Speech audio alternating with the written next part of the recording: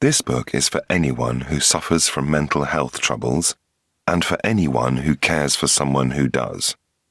Whether your interest is in anxiety or psychosis, clinical depression, insomnia, self-harm, an eating disorder, or any one of many conditions of the mind and brain which can be hell to endure and hell to witness, you find yourself at a fascinating and dicey moment in how we understand and treat mental health. The good news is there is no condition from which we suffer which cannot be helped to some degree, great or small. There are effective treatments, some novel, some established, and many just coming into practice, for pretty well everything. Every sufferer, indeed every human being, is on a spectrum which runs from very mentally ill to perfectly mentally well, and we do know how to move people along these paths, perhaps a short way, perhaps a significant distance, in a positive direction.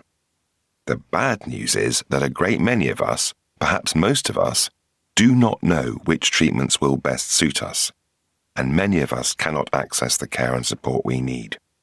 There is a vast amount of information and advice available, but unless you are a specialist professional, it can be impossible to know what is accurate, what is relevant, and what applies to you.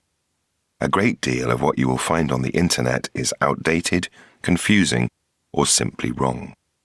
This book is a guide to the latest developments in the understanding and treatment of mental health. It explains how to go about helping yourself or someone close to you whom you are worried about. It is journalistic in that it is accurate, unbiased, and has no agenda beyond public service. It explains how mental health treatment models can work and how they fail, examining their assumptions and mechanisms, and it is written in the certain knowledge that accurate and up-to-date ways of seeing and understanding and treating mental health can really, truly help.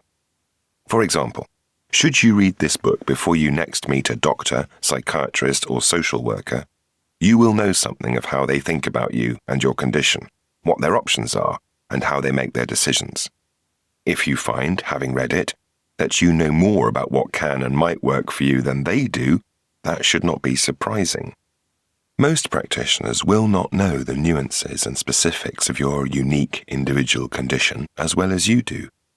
Most practitioners do not have the time to keep abreast of all the developments in an enormously wide field which spans psychiatry and psychology. Most practitioners do not have access to the leading and most expert researchers and clinicians whose insights and recommendations are the meat of this book.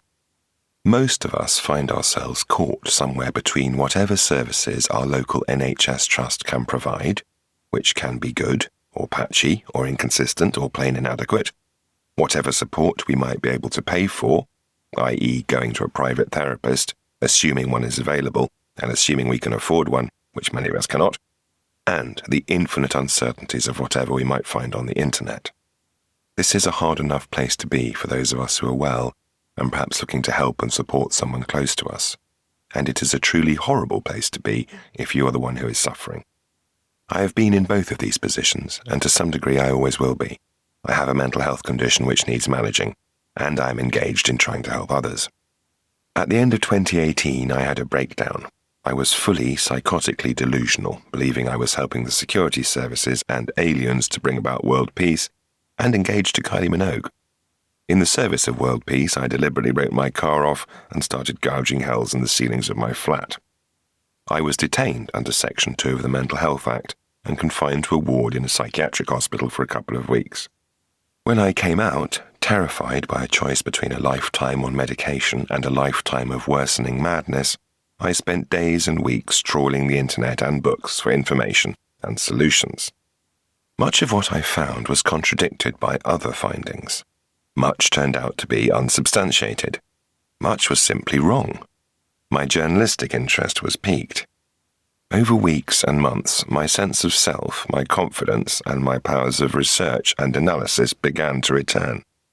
I talked to sufferers, families, experts, researchers, practitioners, and outliers from across the fields of psychiatry, psychopharmacology, therapy, and general medicine, and I found myself as a journalist in the middle of what seemed to me a huge and important news story.